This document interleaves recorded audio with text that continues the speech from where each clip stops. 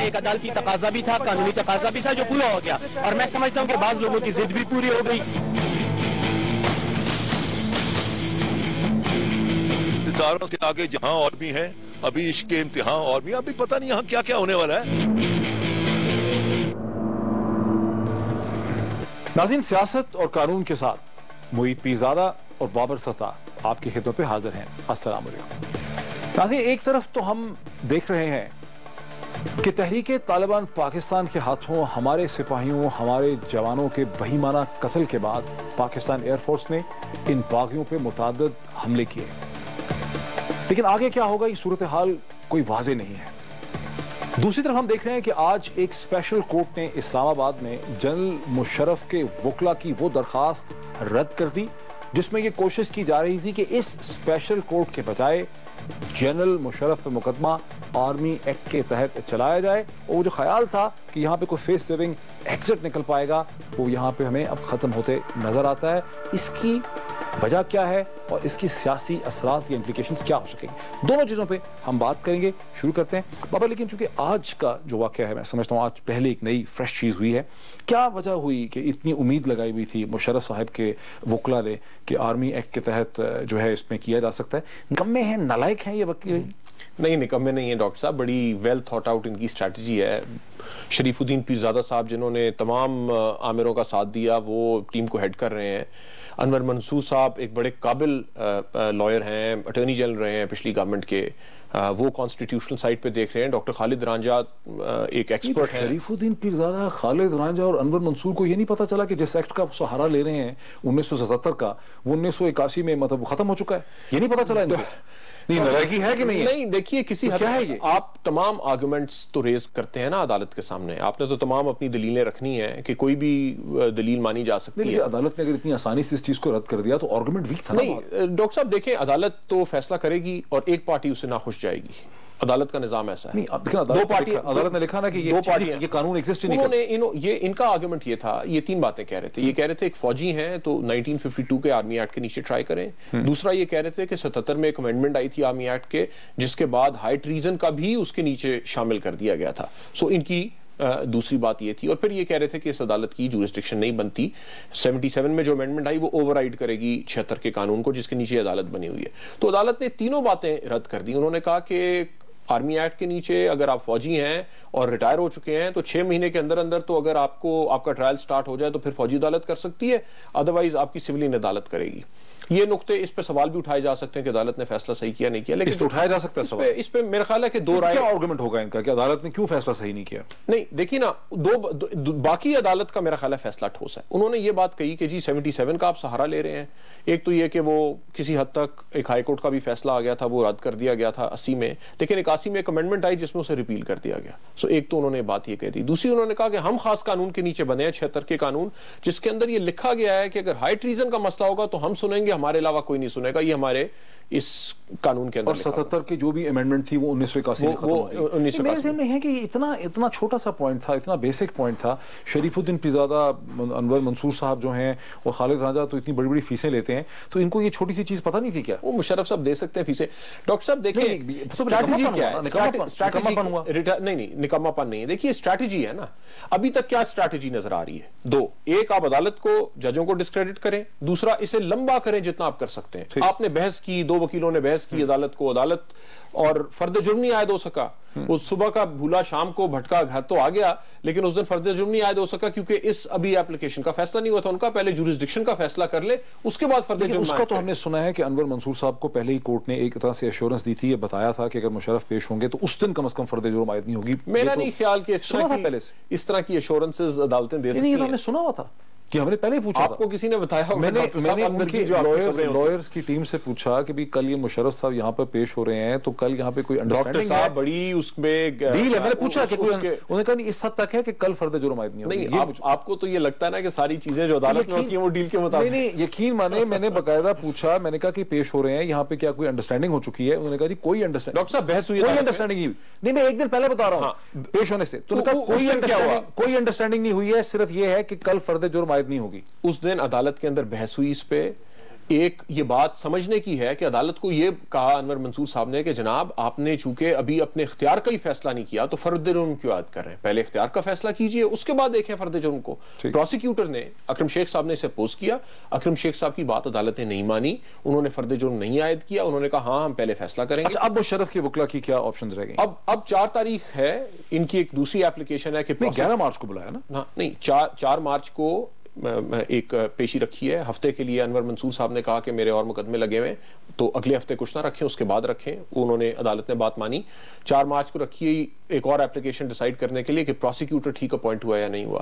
11 مارچ پھر فرد جرم عائد کرنے کے لیے رکھی ہے. ٹھیک ہے. سو مشرف صاحب کے وکیل اس وقت میرا خیال ہے اس اپلیکیشن کے خلاف سپریم کورٹ جائیں گے, اپیل کریں گے. اچھا اس کے خلاف بھی اپیل کریں گے؟ دیکھیں نا, اگر آپ نے چیز لمبی کرنی ہے پھر تو آپ ہر چیز کو اس اپیل کے کوئی چانسز ہیں ایکسپٹ ہونے کے؟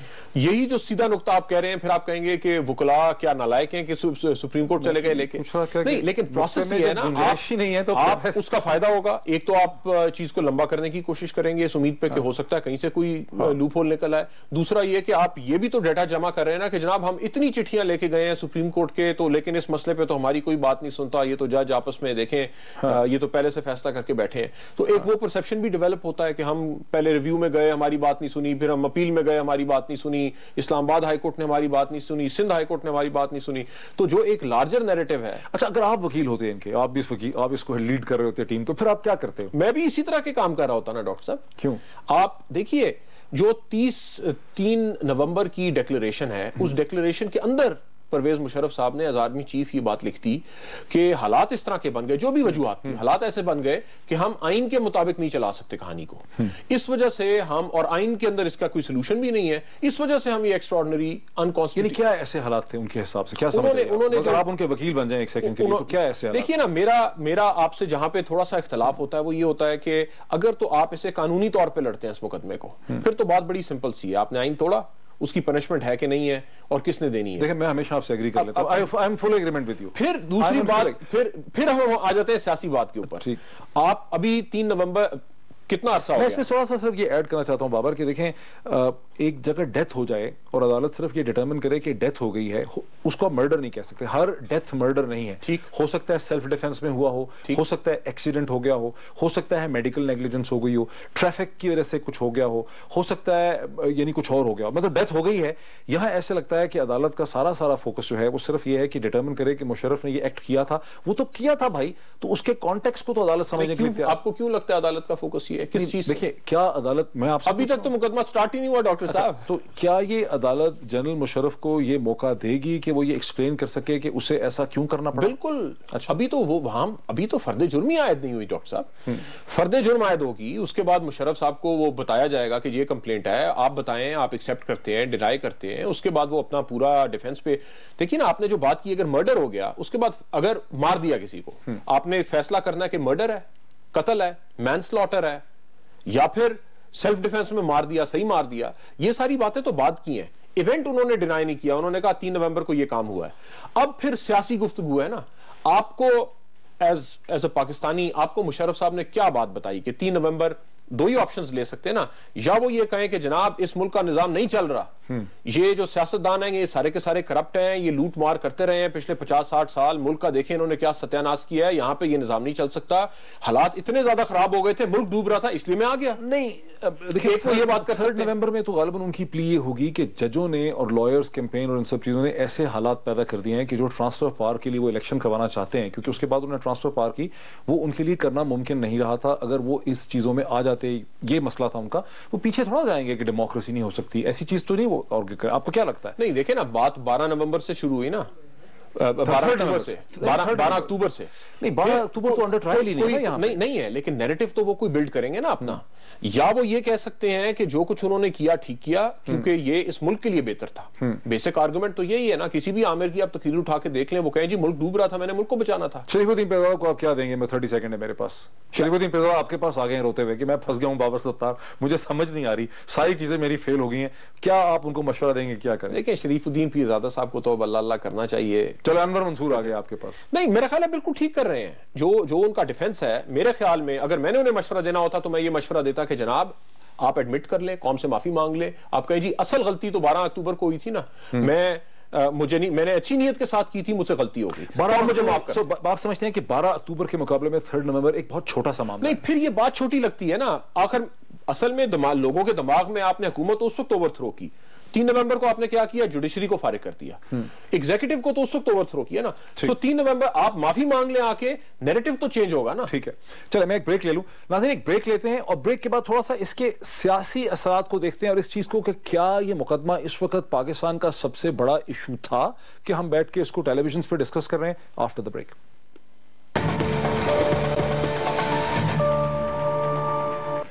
ناظرین ویلکم بیک.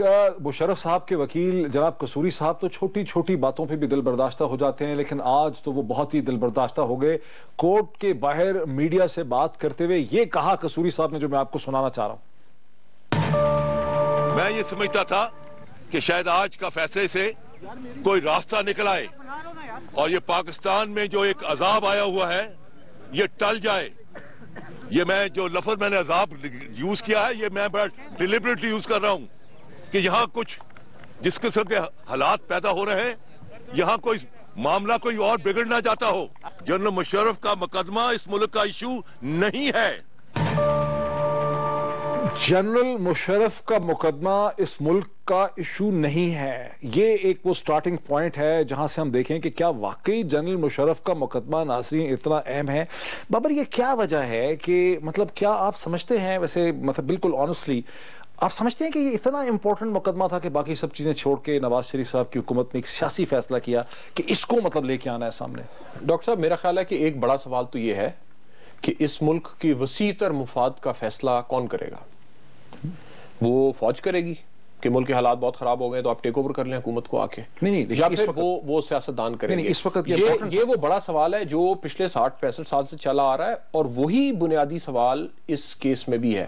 لیکن اس پہ میری اور آپ کی ڈس ایگریمنٹ ہے, مجھے پتا ہے, میں سمجھ آپ سمجھتے ہیں کہ یہاں پر اس چیز کا فیصلہ ہونے لگا ہے کہ پاکستان کا وسیع یعنی فوج اور سیولین اسینڈنسی کے درمیان کا فیصلہ اس مقدمے سے کہ یہ قانون کے تحت ہوگا یا کسی اور طاقت کے تحت ہوگا. لیکن آپ کا کیوں خیال ہے کہ یہ ضروری نہیں ہے؟ دیکھیں میرا تو, میں ایک سیکنڈ میں پہلے یہ پوائنٹ آپ کا نوٹ کر لوں. آپ سمجھتے ہیں کہ بنیادی طور پر یہ مقدمہ فیصلہ کرے گا کہ پاکستان کے طرز حکومت میں, پاکستان کے نظام حکومت میں فوج فیصلہ کرے گی, سینس آف ڈائریکشن کا, یا سیولین اسینڈنسی ہوگی کہ ملک کا. لیکن میں یہ سوچتا ہوں کہ مشرف صاحب کے جب نواز شریف صاحب اپنی کیمپین ٹریل پہ تھے تو انہوں نے بات کی دہشت گردی کی, انہوں نے بات کی معیشت کی, انہوں نے بات کی مسائل حل نکالنے کی, ٹھیک ہے, انہوں نے بات کی انرجی کرائسس کی. اس وقت ایشو دیکھ لیں ان کے سامنے کیا ہے. دہشت گردی ہے ہمارے سامنے, کوئی انکار نہیں کر سکتا. ٹی ٹی پی سوات میں ملٹری بیٹھی ہے, وہاں پر ابھی 4 برس گزر گئے ہیں, کوئی سیولین سیٹ اپ جو ہے وہ واپس افیکٹو نہیں آ سکا. بلوچستان میں مطلب پاکستان کی 43% 43% ٹیریٹری بلوچستان ہے, وہاں پہ مسئلہ بنا ہوا ہے, مسئلہ بڑھتا چلا جا رہا ہے. اس کا کوئی ریفارم پیکج ہوگا, کیا حل نکلے گا؟ نیگوسیشن 8 مہینے ہو گئے ہیں. جو انسرجنٹس اور باغی ہیں وہ لندن میں, سوئٹزرلینڈ میں بیٹھے ہیں, ان سے کوئی نیگوسیشن کی حکومت شروع نہیں کر سکی. کراچی کے حالات آپ کے سامنے ہے کہ باوجود آپریشن کے صورتحال جو ہے وہ بہتر نہیں ہو پا رہی. اچھا, امریکہ کا وڈرال ساری دنیا کو پریشانی ہے کہ اس کا جو ویکیوم پیدا ہوگا, بہت سارے مسئلے اس کو کیسے ایڈجسٹ کرنا ہے. اچھا, ہندوستان کے ساتھ ہم ٹریڈ بھی کرنا چاہ رہے ہیں اور ہندوستان افغانستان کے تھرو ہمیں کہہ رہا ہے کہ ہمیں سینٹرل ایشیا تک ایکسیس دے دیں. ہم سے کوئی کوئٹ پرو نہیں کر رہا کسی بھی چیز کے اوپر, کشمیر کے اوپر, سیاہ چین پہ, سر کریک پہ, پانی پہ, کسی بھی ایشو پہ نہیں کر رہا. اچھا, اور ہم یہاں بیٹھے ہوئے جو ہے, اچھا الیکشن کے بارے میں اپوزیشن کہتی ہے کہ ڈاؤٹس ہیں, مطلب اس میں وہ 4 حلقوں کا مسئلہ. سوال یہ ہے, میں ختم کر لوں, میرا سوال فریم کر دوں. میں اس سارے ملیوں میں, سارے کانٹیکس میں, سارے ایٹماسفیئر میں آج پاکستان کے ٹیلی ویژن چینل کے سارے پروگرام, پہلے بھی کئی دن ہم نے یہی بات کی ہے, ہم ان ایشوز پہ بات نہیں کر رہے. لاکھوں کروڑوں لوگ اس ملک میں بیٹھے ہوئے یہ دیکھ رہے ہیں کہ یار مشرف کے بارے میں سیکشن فلاں کیا کہتا تھا, فلاں کیا کہتا تھا, جج بند اس نے کیے تھے کہ نہیں بند کیے تھے, 3 نومبر کو کیا ہوا تھا, اس کو الٹا ٹانگنا چاہیے, سیدھا ٹانگنا چاہیے, اس کا کیا کرنا چاہیے. ہم کیوں نہیں کر رہے بات؟ دیکھیں نا آج کر رہے ہیں, مجھے آپ بتائیں آپ کیا کر رہے ہیں. یہ ہم اس لیے نہیں کر رہے کیونکہ ہمیں نواز شریف نے اور سیاسی حکومتوں نے یہ کہا ہے کہ ہم مشرف کے ٹرائل پہ بات کریں, یا ہم اس لیے نہیں کر رہے کیونکہ ہمارے خیال میں رینکنگز نہیں آئیں گی, ہماری ریٹنگز نہیں آئیں گی, ہمارے خیال میں مشرف کا جو سکینڈل ہے وہ اس میں لوگ زیادہ انٹرسٹڈ ہیں. نہیں چلے ہماری آ رہی ہے, نہیں آ رہی, باقی لوگ کیوں نہیں کر رہے؟ دیکھیں نہیں, میں نے کہا مشرف کی ایشو نہیں آ رہی اب ریٹنگ, لوگوں کا انٹرسٹ اتنا ختم ہو گیا, میں نے دیکھا ہے بہت زیادہ غور سے کہ مشرف کی ایشو کی ریٹنگ نہیں آ رہی. لیکن हुकूमत ने एक एजेंडा सेट कर दिया ना लोगों के लिए डिस्कस करने के लिए। हुकूमत ने बलूचिस्तान पे, मैं वही तो समझा रहा हूं, आपसे सवाल पूछ रहा हूं, मैंने बताया हुकूमत ने टेररिज्म पे भी एजेंडा सेट नहीं किया, वो तो टीटीपी ने कर दिया। मैं इसी सवाल को लेके आगे, मुझे ये बताएं 100 मुकदमे रोज अदालतों में होते हैं, हो रहे हैं, वो तो एजेंडा नहीं बनता। ये जो एजेंडा बन रहा है ये क्यों बन रहा है? ये एजेंडा इसलिए बन रहा है बाबर कि आप ये कह रहे हैं कि पाकिस्तान का जो एक्स मिलिट्री चीफ था वो गद्दार था। अगर आप उस पर किसी बेकायदगी का मुकदमा चला रहे होते, अगर आप कहते ये करप्ट था, इसके बेटे ने अरबों रुपए बनाए, इसने दुबई में यूएई में प्लाजा बना लिए, इसने इंग्लैंड में हाइड पार्क के साथ बहुत बड़ा टेरिटरी खरीदी, ये हमारे पास एविडेंस है, इसने अरबों रुपए साइफन किए, ये फलां फलां लोगों को सपोर्ट कर रहा था, फिर आपको मिलिट्री भी कहती है करप्ट था, गंदा था, ये पकड़ा गया। ऐसा होता है, इससे पहले भी एक आध दफा ऐसा हुआ है, जैसे यानी मंसूर हक साहब का हुआ है, तो वो आपको, मैं भी आपके साथ होता। यहां पर तो आप ये पहली बात तो ये डॉक्टर साहब, एनएलसी का एक स्कैंडल हुआ जिसके अंदर कुछ जर्नैलों को उसमें इन्वॉल्व थे, वो नैब के साथ, नैब चीफ के साथ उस वक्त जाके मिले, कियानी साहब, उन्होंने कहा हम वापस इंडक्ट करेंगे, इनका मुकदमा चलाएंगे। वो आज तक हमें तो नहीं पता चला मुकदमा चला है, मेरा तो ख्याल है चला भी नहीं है वो मुकदमा। तो क्या फौज के अंदर अकाउंटेबिलिटी नहीं होनी चाहिए? देखिए होनी चाहिए, मेरा ख्याल है फौज के अंदर अकाउंटेबिलिटी पाकिस्तान की सिविलियन इदारों के मुकाबले में, जितनी सिविलियन इदारे आपस में करते हैं उसके मुकाबले में फौज में इंटरनल अकाउंटेबिलिटी के मैकेनिज्म बहुत ज्यादा बेहतर हैं। मतलब ये बड़े वसूख से कह सकता हूँ। जिस चीज की तरफ आपने इशारा दिया है, मैं कहता हूँ बिल्कुल आप सही कह रहे हैं। एनएलसी की जो जर्नैल, इनका मुकदमा चलना चाहिए था, फौज को चाहिए था इनको सरेंडर करें। इनफैक्ट हमें चाहिए कि हम फाइंड आउट करें कि जब से जनरल कियानी ने इनको री इंडक्ट करके इनके मिलिट्री एक्ट के तहत ट्रायल करने की बात की है, उस पर क्या प्रोग्रेस हुई है। मैं आपसे प्रॉमिस करता हूं कि I will actually dig out to it. ठीक है, हम इसको किसी चीज में लेके, इस पे हमारी एग्रीमेंट हो गई। मैं ये कहता हूं कि दूसरा, फिर मुझे सवाल, फिर मुझे दूसरे सवाल का जवाब दें कि क्या गद्दारी का मुकदमा किसी सिविलियन हेड ऑफ स्टेट पे चल सकता है या किसी सिविलियन सियासतदान पे चल सकता है, लेकिन फौजी पे नहीं चल सकता? क्या आपका ये मानना है? मेरा ख्याल है कि हम पाकिस्तान में एक ऐसे नहज पे आ चुके हैं, एक ऐसी नहज पे आ चुके हैं पाकिस्तान की सियासत की प्रोग्रेस की वजह से, कोर्ट्स की प्रोग्रेस की वजह से नहीं। हम इतने बाशऊर हो गए हैं कि आज अगर किसी प्राइम मिनिस्टर के ऊपर या किसी टॉप के इस किस्म की सियासी शख्सियत के ऊपर आप मुल्क से गद्दारी का, ट्रीजन का मुकदमा चलाएंगे, या 60s और 70s नहीं है, तो उसको बिल्कुल कोई सीरियसली नहीं लेगा, बिल्कुल फजूल काम लगेगा। इससे ज्यादा बड़ी मैं गाली नहीं दे सकता, बहुत ही अजीबोगरीब किस्म की चीज लगेगी। कोई किसी इलेक्टेड वजीर आजम पे, गिलानी साहब हो या नवाज शरीफ साहब हो, हाँ आप अब देखिए कोई चलाएगा भी नहीं, वो इसी किस्म के होंगे कि ये चीज कर ली, फलां चीज कर ली, ये करप्शन कर दी, त्यारा साजिश की, किस तरह की चीजें चलाई गई हैं। ट्रीजन का नहीं चल सकता कि जी कॉन्स्टिट्यूशन की वायलेशन कर दी है, ये कोई नहीं इसको बाय करेगा, बिकॉज हम सियासी तौर पे इतने बाशऊर। वो तो फिर अदालतें ही रोक लेती है ना। देखिए सियासतदानों को तो रोक लेती हैं, प्राइम मिनिस्टर को बाहर निकाल के करप्शन के ऊपर, कंटेम्प्ट के ऊपर बाहर निकाल दिया, वो तो अदालतें ही रोक लेती हैं।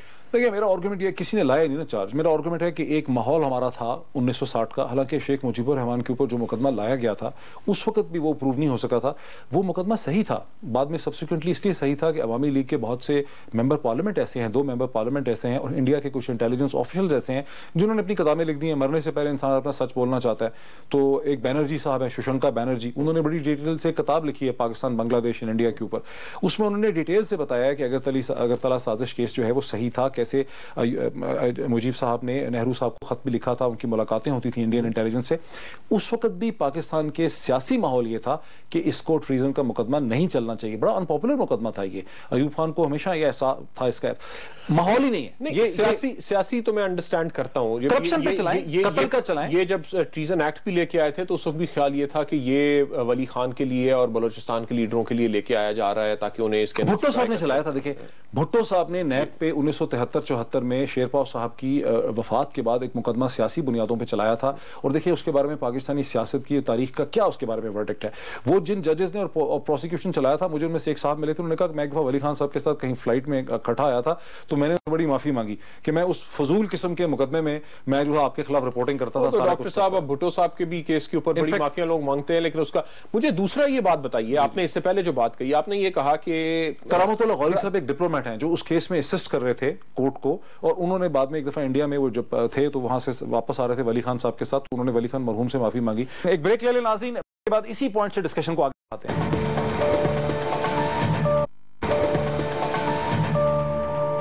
नाज़रीन वेलकम बैक। आप ये कह रहे हैं कि इस ट्रायल से, मुशर्रफ ट्रायल से प्राइम मिनिस्टर की प्रायोरिटीज का पता चलता है। क्या आपकी दलील यह है कि प्राइम मिनिस्टर या जो आज की सियासी हुकूमत है ये अदालतों को कंट्रोल कर सकती है? अगर मैं आपसे यह कहूं कि यह मुकदमा इसलिए चल रहा है क्योंकि अदालत ने एक फैसला किया, उसके बाद مختلف لوگوں نے جو جن کے کوئی اپنا بغض ہوگا مشرف صاحب کے خلاف، انہوں نے بھی چٹھیاں ڈالی عدالت میں، اپلیکیشنز فائل کی، درخواستیں دی کہ جناب اس کے اوپر مقدمہ چلنا چاہیے، جس کے اوپر پھر بات چیت شروع ہو گئی اور عدالت نے پوچھا. تو آپ کا کیا یہ ماننا ہے کہ اگر اس وقت بیک آف کر جائیں نواز شریف تو یہ مقدمہ ختم ہو جائے گا اور عدالتیں ان کے کنٹرول میں ہیں؟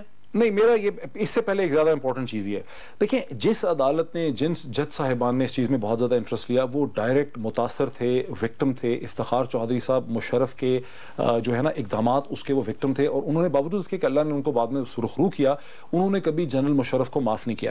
یہ جتنا بھی انیشیٹو آیا ہے مشرف کے خلاف، یہ جتنی بھی انسٹیگیشن ہوئی ہے، یہ افتخار چودھری صاحب نے لے کے آئے.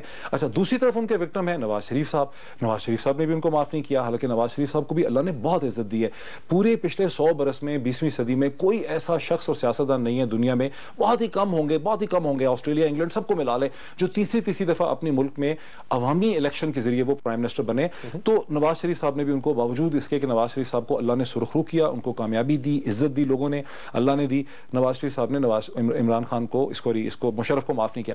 اب اگر یہاں پہ حکومت ہوتی نا عمران خان کی یا پی ٹی آئی کی یا پیپلز پارٹی کی حکومت کے مقدمہ چلاتی، پھر آپ کہتے ہیں کہ بھئی یہ اصولوں پہ یہ مقدمہ جو ہے یہ لیا گیا. آپ کا ویسے کیا ماننا ہے 3 نومبر کو جو مشرف نے کیا وہ ٹھیک کیا؟ یار بڑا چھوٹا سا سٹیپ تھا، اتنا تو بڑا سٹیپ کوئی ایسی بات نہیں تھی. 12 اکتوبر اوریجنل سن جو مشرف کا ہے جس پہ ٹرائل نہیں چلایا جا رہا، وہ 12 اکتوبر ہے. اگر 12 اکتوبر کا چلاتے، پھر اس کی پوری انویسٹیگیشن کرتے، یہ کمیشن بٹھاتے تھے، تو ہم سب بھی ساتھ ہوتے. ہم کہتے ہیں کہ یہ بڑا ضروری ہے. اور جب آپ بات کہتے ہیں نا کہ اس چیز کا فیصلہ ہونا ہے کہ یہاں پہ قوم کے مقدر کا، تقدیر کا، سینس آف ڈائریکشن کا کون فیصلہ کرے گا، سویلین اسینڈنسی ہوگی، یہ فوج ہر دفعہ کہہ دے گی کہ ملک خطرے میں پڑ گیا، کرائسس کھڑا ہو گیا، آ جائیں گے. وہ فیصلہ صرف ہو سکتا ہے جب 12 اکتوبر کا آپ یا ٹرائل کریں یا اس پہ کمیشن بٹھائیں، اس پہ کیتھارسس کریں، سب لوگوں کو بلا لیں، مشرف کے رفقۂ کار کو بلا لیں، نواز شریف صاحب کو بلائیں، شہباز شریف صاحب کو بلائیں، ان کے لوگوں کو بلائیں، پرویز رشید صاحب کو بلائیں، سب لوگوں کو بلائیں. آپ نے کیا کیا، آپ نے کیا کیا، کارگل میں کیا ہوا، وہ ساری چیزیں جو ہیں. چلے سب کچھ بہت غلط کیا، سب نے اسیوم کر لیتے ہیں کہ بڑا غلط کیا، گورننس نہیں چل رہی تھی، ملک نہیں چل رہا تھا اس وقت سیاسی قیادت سے. کیا آپ کا ماننا ہے کہ اگر ایسے حالات کریٹ ہوں تو کوئی اختیار ہے فوج کے پاس؟ بالکل بھی نہیں ہے، بالکل بھی نہیں ہے، اور ایسا بھی نہیں تھا. میں واحد ایک جو جس کو میں نے اپنی تاریخ سٹڈی کی ہے، مجھے لگتا ہے کہ 1977 ایک ایسا پوائنٹ ہے، 1958 میں بھی، وہ خیر بہت پرانی ہو جاتی تاریخ. 1977 میں ذوالفقار علی بھٹو صاحب نے ایسے حالات پیدا کر دیے تھے کہ فوج کا آنا ناگزیر ہو گیا تھا. بیکاز میں آپ سے وہ کیسے حالات ہوتے ہیں؟ دیکھیں، وہ ایک ایسے حالات تھے کہ الیکشن ہوئے تھے مارچ میں اور فوج آئی ہے جولائی میں. ان 4 مہینوں میں 1000 سے زیادہ لوگ جو ہیں ان آفیشلی، گورنمنٹ کے اپنے فگرز تھے کہ 350 تو آفیشل فگر تھا کہ پولیس کی فائرنگ سے، آرمی کی فائرنگ سے، رینجرز کی فائرنگ سے، ایف ایس ایف کی فائرنگ سے 350 آدمی کراچی، لاہور، اسلام آباد میں تو مر چکا تھا، اور ہزاروں لوگ جو ہے پاکستان میں زخمی ہو چکے تھے. ایک ایسی موومنٹ چل رہی تھی کہ حکومت اگر سول انریسٹ کریٹ ہو جائے ملک میں تو آپ کے خیال سے آئین کو اٹھا کے سائڈ پہ رکھ دیں اور فوج آ کے حکومت لے لے، پکڑ لے، باغ دوڑ سنبھال لے. دنیا میں کہیں پر بھی جس لیول کا کرائسس 1977 میں پاکستان میں کھڑا ہو گیا تھا، ابھی ایجپٹ میں ہم نے دیکھا ہے، جس لیول کا کرائسس کبھی کسی ملک میں اس لیول کا کرائسس ہوگا. اس کی تو تاریخ میں لوگ یہ بھی کہتے ہیں کہ سیٹلمنٹ بھی ہو گئی تھی. ہمیں جو پتا ہے، دیکھیں کوثر نیازی صاحب نے جو اپنی کتاب لکھی نا، اپنے اور لائن کٹ گئی، اس میں ان کا دعویٰ ہے کہ 4 جولائی کو 3 یا 4 جولائی کو ایک معاہدہ ہو گیا تھا. یہ کوئی کلیئر نہیں ہے کہ ایسا واقعی ہو گیا تھا، اور ملٹری ہوتا پہلے ڈیسائیڈ کر لیا. لیکن آپ یہ کہہ رہے ہیں کہ اگر فرض کرتے، کوثر نیازی صاحب کی بات کو رد کر دیتے ہیں، لیکن اگر حالات ایسے ہوں تو فوج کے پاس یہ کہیں سے اختیار آ جاتا ہے کہ وہ ملک کو ٹیک اوور کر لیں. دیکھیں بڑی سازی، اور وہ کہاں سے آتا ہے؟ دیکھیں خالی فوج کا، پاکستان کے سٹیک ہولڈر خالی فوج نہیں ہے، پاکستان کے 2 انٹرنیشنل سٹیک ہولڈرز بھی ہیں. اور مجھے تو خطرہ لگ رہا ہے کہ بابر، مجھے بڑے افسوس سے خطرہ لگ رہا ہے جس قسم کے پاکستان کے حالات جا رہے ہیں اور ہم جتنا صورتحال کو مس مینج کر رہے ہیں، یہاں کل انڈیا بھی سٹیک ہولڈر ہو جائے گا. ڈریں اس دن سے کہ پاکستان آرمی ایجپٹ کی آرمی کی طرح ایک انٹرنل سٹیبلائزیشن فورس بن جائے گی، جس طرح ایجپٹ کی آرمی جو کبھی اسرائیل کے خلاف لڑنا اس کا موٹو تھا، کیمپ ڈیوڈ کے ایکارڈ کے بعد وہ آج اسرائیل اور امریکہ کی سائڈ پہ کھڑی ہے، اپنے لوگوں کو مار رہی ہے. یہ اتنا خوفناک مومنٹ ہے ہسٹری کا جس کو ہم نے پاکستان میں ریئلائز نہیں کیا.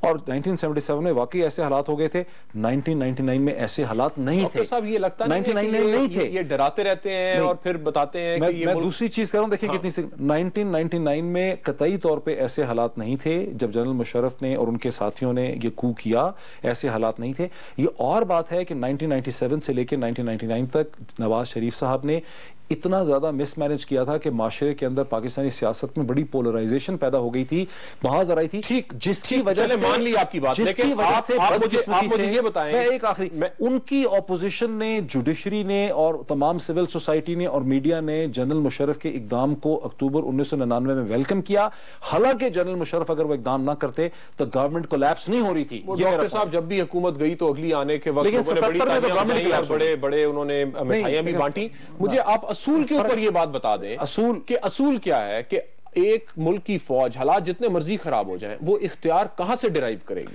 دیکھیں وہ جو ہینس کیلسن کی تھیوری ہے نا کہ جب ایک سکسیسفل ریولوشن آ جاتا ہے تو اپنا لا خود کریٹ کر لیتا ہے۔ سو طالبان اگر آ جائیں زور زبردستی لگا کے تو وہ ٹھیک ہے، پھر یہ اصول اللہ نہ کرے، لیکن اگر طالبان آپ کی جیسے لے لیا نا انہوں نے آپ کی ٹیریٹری، آپ کی تو فوج انٹیکٹ ہے۔ نہیں یہ تو آپ کہہ رہے ہیں نا کوئی آپ کے قبضہ کر لے۔ سر آپ یہ کہہ رہے ہیں کہ ملک کی اپنی فوجیں بھی ملک کے اوپر اسی طرح آ کے زور زبردستی سے قبضہ کر سکتے ہیں؟ دیکھیں میں کیا کہہ رہا ہوں، میں کہہ رہا ہوں طالبان نے آپ سے سوات ویلی لے لی، سپوز وہاں کی ایڈمنسٹریشن کو انہوں نے دھڑا دیا، پولیس کو دھڑا دیا، اب وہاں پہ آپ بیٹھ کے کورٹ کے ججمنٹ لکھ دیں طالبان کے خلاف، یا آپ پاکستان کی عدالتوں کو کہیں کہ وزیرستان اور نارتھ وزیرستان میں جا کے ججمنٹ لکھ دیں، مان لی آرڈر لکھ دیں، شارٹ آرڈر لکھ دیں کہ ڈیٹیل ججمنٹ بعد میں دیں۔ اب مجھے یہ بتائیں کہ پاکستان کی افواج اور طالبان میں کوئی فرق ہونا چاہیے یا نہیں ہونا چاہیے؟ دونوں کے پاس بندوقیں ہیں اور کیا دونوں بندوق سے قبضہ کر سکتی ہیں؟ مختلف چیزوں کی آپ بات کر رہے ہیں، میں کہہ رہا ہوں آپ اصول تو وہی قائم کر رہے ہیں نا۔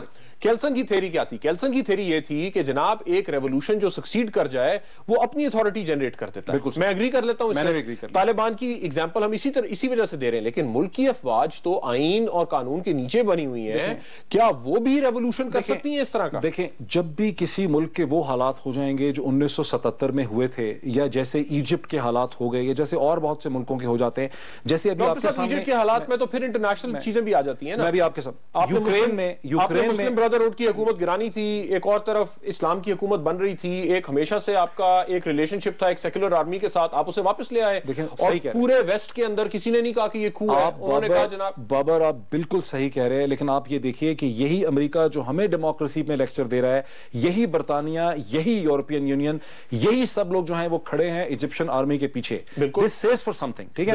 ابھی فار انسٹنس ایک رننگ سچویشن دیکھ لیں، اگر یوکرین کی پولیٹیکل لیڈرشپ اس وقت جو یوکرین میں ہو رہا ہے اس کا سیاسی حل نہیں نکال پائے گی، جیسے بھٹو صاحب 1977 میں سیاسی حل نہیں نکال پائے، یہ آفٹر تھاٹ ہے جو نیازی صاحب۔ مجھے دیکھیں نا، پھر ہم وہیں پہ پہنچ جاتے ہیں، حالات ہمیں پتا ہے کہ اس وقت ہمارے ملک کے بڑے خراب ہیں، ہر طرف وہ حالات ہیں، لیکن کافی خراب، اسیوم کریں کہ یہ مزید خراب ہوتے ہیں، تھوڑے سے اور ہو جاتے ہیں، اللہ نہ کرے لیکن اگر ہو جاتے ہیں، آپ کے خیال میں کیا جنرل راحیل شریف کے پاس یہ اختیار ہوگا کہ یہ ملک کی باغ دوڑ سنبھال لیں؟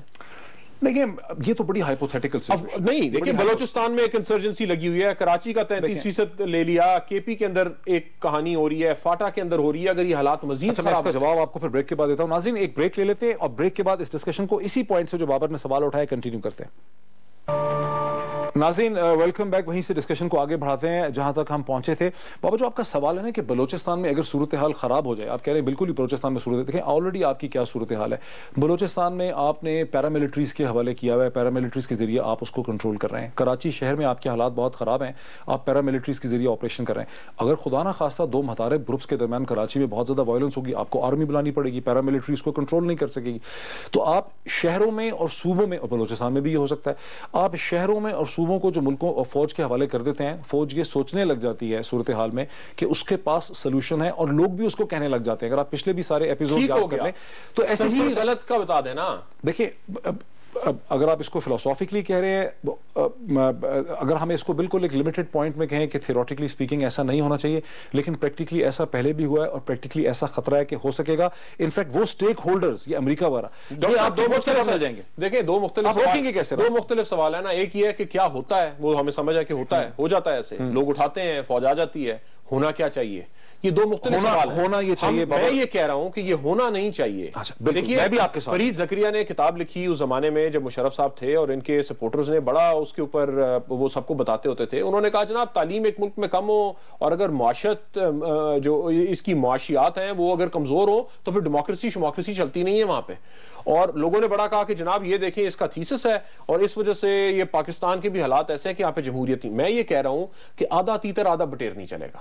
اگر فیصلہ کر لیا کہ جمہوریت اور آئین کے ساتھ چلانا ہے پھر اسے صحیح طرح سے چلائیں. اگر فیصلہ کر لیا کہ یہاں پہ نہیں چلنا تو پھر ٹھیک ہے, پھر ایک اور سوال ہے. دیکھیں میں آپ سے ایگری کرتا ہوں کہ اس کو آپ نے جمہوریت کے حوالے سے فیصلہ کر لیا اور چلانا ہے, لیکن اگر آپ چاہتے ہیں کہ اس میں ڈسرپشن نہیں ہو تو آپ کو ایک بہتر گورننس پرووائڈ کرنی پڑے گی. آپ یہ بھی آرگومنٹ نہیں کر سکتے کہ ہم تو ملک کا, ریاست کا, معاشرے کا, لوگوں کا بیڑا غرق کر دیں گے, ہم اس کی معیشت کا, اکانومی کا بیڑا غرق کر دیں گے, لوگ سڑکوں پہ آ جائیں گے. اگر پورے ہی ملک میں کراچی کے حالات ہو جائیں, اگر پورے ہی ملک میں بلوچستان کے حالات ہو جائیں, اگر پورے ہی ملک میں خدا نخواستہ سوات اور فاٹا کے حالات ہو جائیں, پھر کون چلائے گا؟ تو پھر پتہ کیا ہوگا, پھر ہوگا کیا, ریاست کے الٹیمیٹ فیلئر سے پہلے آخری دفعہ جو فورس درمیان میں کھڑی ہوگی وہ فوجی ہوگی. اب لوگ کہہ رہے ہیں کہ افغانستان میں ہو سکتا ہے کچھ عرصے کے بعد ایک ملٹری اسٹرانگ مین آ جائے اور امریکہ ہی کی مدد سے آئے کہ امریکہ کے. ڈاکٹر صاحب دیکھیں, ایک تو پھر فلسافیکل سوال یہ بھی اٹھ جاتا ہے جس کی ہمیں تفصیل میں نہیں جانا چاہیے کیونکہ بڑی لمبی بحث ہے کہ اس نہج تک پہنچانے میں فوج نے اپنا کتنا حصہ ڈالا اور سیاستدانوں نے کتنا حصہ ڈالا. میں اس میں نہیں, اور اب ہمارا ٹائم ختم ہو جائے گا.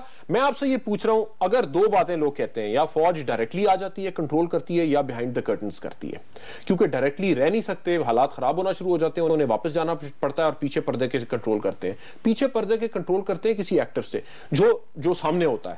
ابھی تک لوگ الزام لگاتے تھے جناب پی ایم ایل این جو ہے یہ تو فوج کی بھی ٹیم ہے, زیاد صاحب نے بنایا, یہ الزام بہت پرانا ہے, ہو گیا نا, بہت پرانا ہے. اس سے پہلے اور اس وقت فوج اور پی ایم ایل این ایک سائیڈ پہ ہوتے تھے, یا پی ایم ایل ایک سائیڈ پہ ہوتے تھے, اور پی پی پی یہ لوگ 1993 تک کی بات ہے, اس کے بعد سے ایک آزاد پارٹی بن گئی. اب فوج کس کے ساتھ, کون سا ایکٹر سامنے ہوگا؟ ہم نے دیکھا کہ جماعت اسلامی کے ساتھ حالات خراب ہو گئے, وہ کہتے ہیں کہ ان کے مرے ہوئے بہت سے سوال اس میں آگے ہیں, میں اس پہ پک کرنا چاہتا ہوں. مجھے یہ بتائیں کہ پولیٹیکل ایکٹر کو کس کے ساتھ لے کے چلیں؟ دیکھیں مشرف کے ٹرائل کے اندر سینٹرل اسمپشن وہ ہے جو آپ نے اپنے اس آرگومنٹ میں کہی ہے, وہ یہ کہ سیاستدان فیل نہیں ہوتے ہیں, فوج ان کو فیل کر دیتی ہے.